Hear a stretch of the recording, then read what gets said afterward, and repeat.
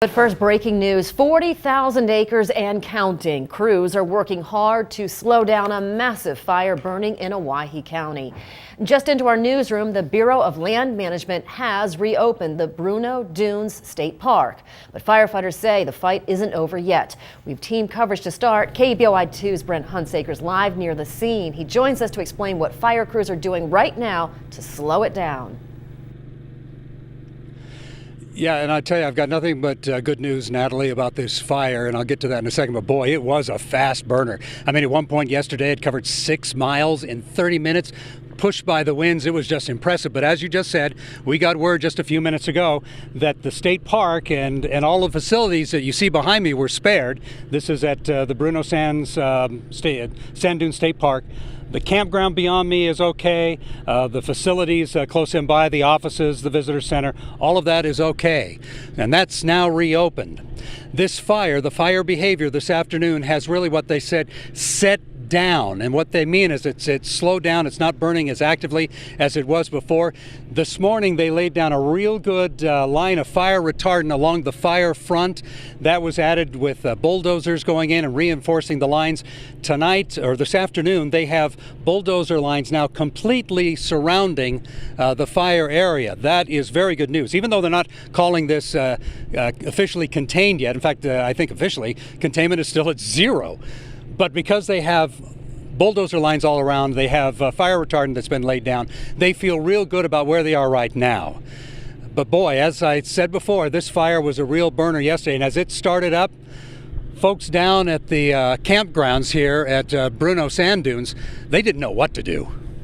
And then we started running in and out of the cabin, not knowing what to do. We couldn't call the emergency number because we had no phone service.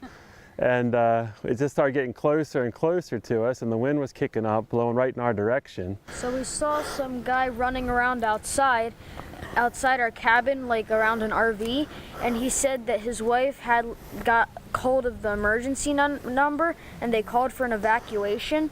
So we quickly said, well, let's get her stuff and run out. And of course, all the campers made it out okay, and now they're being invited to come back if they would like.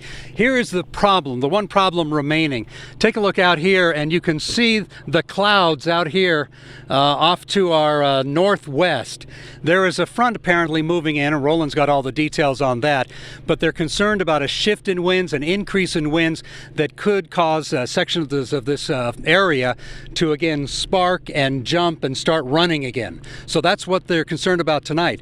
Right now, the fire is not active, but that front could change that. And for the latest on what's happening with the weather, let's turn it over to Roland. Hi, Brent. Thank you very much for that report. What we're seeing right now, folks, is that indeed there is a weak front that's moving in. Now, that's going to help firefighters in the sense that the temperatures are going to be cooling down and humidity levels are likely going to be going up just a little bit. But there's the thunderstorm activity that may have been the reason why that fire sparked yesterday. But as we zoom in on what's happening with the Bruneau fire itself, light winds right now, low levels of humidity. Humidity is down to about 18-20%. It can get lower this time of the year. But again, as that front moves in from the northwest, chances are that the temperature readings are going to be dropping down over the next 24 to 36 hours. However, hopefully they'll get a chance to get a handle on that fire before the end of the week, because the temperature readings are going to become rather scorching once again. 93 degrees right now in Boise.